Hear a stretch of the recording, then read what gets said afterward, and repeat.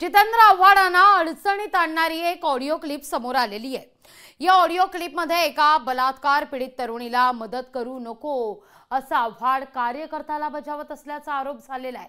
आव्हाडांनी ती क्लिप जुनी असल्याचं सांगून जबाबदारी झटकण्याचा सुद्धा प्रयत्न केला असल्याचं म्हटलं जात आहे।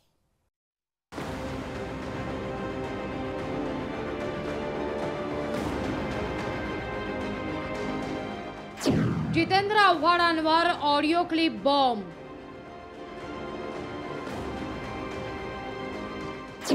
बलात्कार पीडित महिलेला वाऱ्यावर सोडल्याचा आरोप।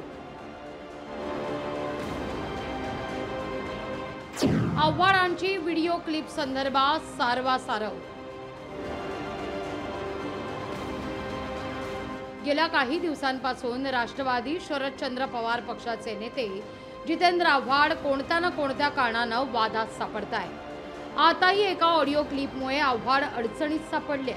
एका बड्या उद्योगपतीला वाचवण्याकरता बलात्कार पीडित तरुणीला वाऱ्यावर सोडण्याचं वक्तव्य आव्हाड करत असल्याचा आरोप मनसेच्या संदीप देशपांडे यांनी केलाय।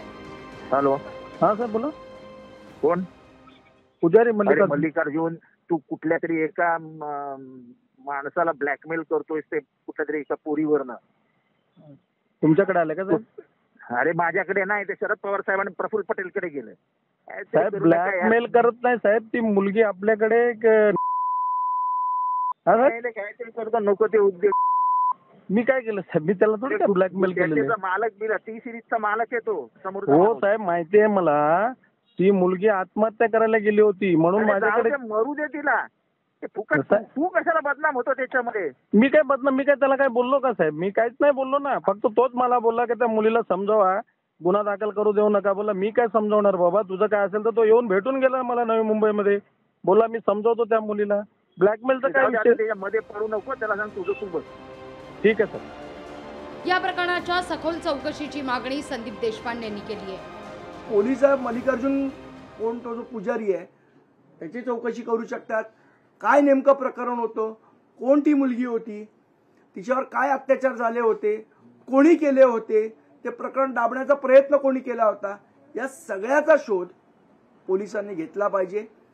2 वर्षापूर्वीचं प्रकरण आहे म्हणून ते दाबता येणार नाही। जितेंद्र आव्हाडांनी संबंधित क्लिप 5 ते 6 वर्ष जुनी असल्याचा दावा केलाय।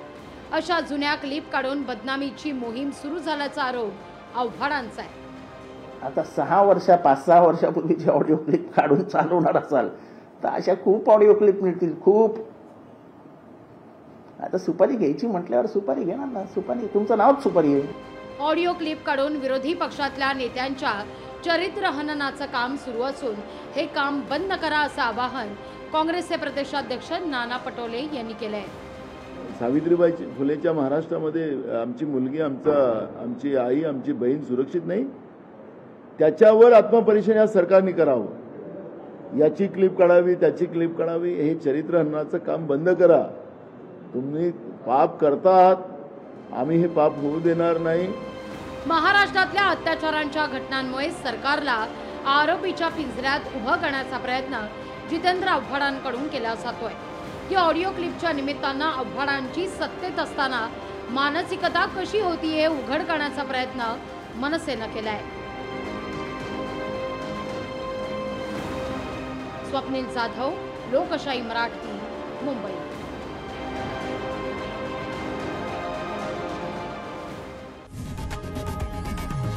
लोकशाही मराठी ऐका, पहा, जागरूक रहा।